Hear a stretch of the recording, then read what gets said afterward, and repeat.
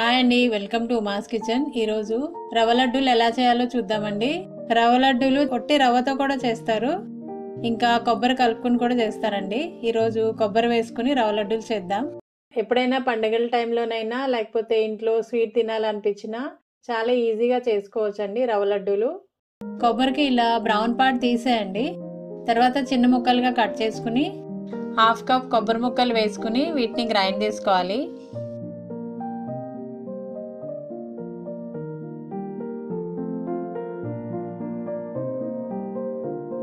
తర్వాత స్టవ్ వెలిగించుకుని ఒక పాన్ పెట్టుకుని అందులో 3 టేబుల్ స్పూన్ వరకు నెయ్యి వేసుకోవాలి. నేను 1 కప్పు రవ్వతో చేస్తున్నా అండి. నెయ్యి కొంచెం కాగిన తర్వాత జీడిపప్పు వేసుకుని వేయించుకోవాలి. జీడిపప్పు మంచి కలర్ వచ్చేంత వరకు ఉంచి తర్వాత తీసేయాలి.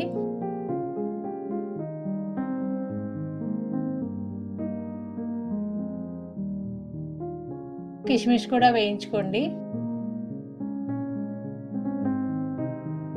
కిస్మిస్ కూడా చక్కగా వేగిన తర్వాత ఇలా సెపరేట్గా తీసుకుని పక్కన పెట్టుకోండి.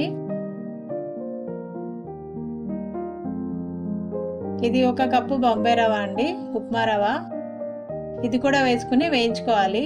రవ్వకి కొంచెం టైం పడుతుందండి వేగటానికి, కొంచెం ఎక్కువ టైం తీసుకుంటుంది. లో ఫ్లేమ్లో మెల్లగా వేయించుకోవాలి. రవ్వ చక్కగా వేగిపోయిన తర్వాత చూడండి ఇలా పొడి పొడిగా అయిపోతుంది. మంచి స్మెల్ కూడా వస్తుందండి రవ్వ వేగిన తర్వాత. అప్పుడు మనం గ్రైండ్ చేసుకున్న కొబ్బరి కూడా వేసుకుని ఫ్రై చేసుకోండి. కొబ్బరి కూడా చక్కగా వేగిపోవాలండి, అంతా లో ఫ్లేమ్లోనే వేయించుకోవాలి. కొబ్బరి వేగిన తర్వాత కూడా మంచి సువాసన వస్తూ ఉంటుందండి. అప్పుడు మనం 1 కప్పు షుగర్ యాడ్ చేసుకోవాలి. 1 కప్పు రవ్వకి 1 కప్పు షుగర్ సరిపోతుంది. స్వీట్ తక్కువ తినే వాళ్ళు కొంచెం షుగర్ తగ్గించుకుని వేసుకోండి. 1 కప్ షుగర్ 1 కప్ రవ్వ అయితే పర్ఫెక్ట్ స్వీట్ అండి. ఇవి 2 కలిపి వేయించుకోవాలి. షుగర్ పౌడర్ కూడా చేసుకోవచ్చు, కానీ రవ్వ లడ్డూలో మనకి షుగర్ కొంచెం కొంచెం తగులుతూ ఉంటుందండి తినేటప్పుడు.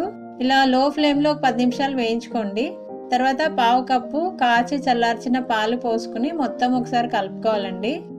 లో ఫ్లేమ్లో మెల్లగా అంతా ఒకసారి కలుపుకుని 4-5 నిమిషాలు ఇలాగే ఫ్రై చేయాలి. ఇప్పుడు అందులో యాలకుల పొడి వేసుకుని మొత్తం ఒకసారి కలుపుకోవాలండి. ఈ పొడి చేసుకునేటప్పుడు కొంచెం షుగర్ యాడ్ చేసుకుంటే చాలా ఈజీగా పొడి అయిపోతుంది. ఇదంతా బాగా కలుపుకోవాలండి. ఇంతే అండి. స్టవ్ ఆఫ్ చేసుకుని 10 నిమిషాలు ఆరనివ్వాలి. తర్వాత మనం ఉండలు చుట్టుకోవాలి.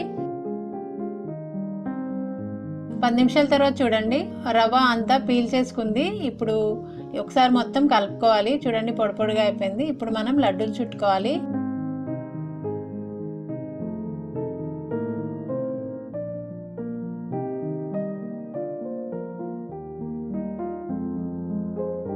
మీకు ఏ సైజులో కావాలో ఆ సైజు లడ్డూలు చేసుకోవచ్చు. ఇప్పుడు మనం వేయించుకున్న జీడిపప్పు కిస్మిస్ కూడా మధ్య మధ్యలో యాడ్ చేసుకుంటూ లడ్డూలు చేసుకోవాలండి. ఇంతే అండి, చాలా సింపుల్ రవ్వ లడ్డు. కొబ్బరి ఇంకా రవ్వ కాంబినేషన్లో చాలా బాగుంటాయండి. ఒకవేళ ఈ వీడియో మీకు నచ్చితే ఒక లైక్ చేయండి. Thanks for watching.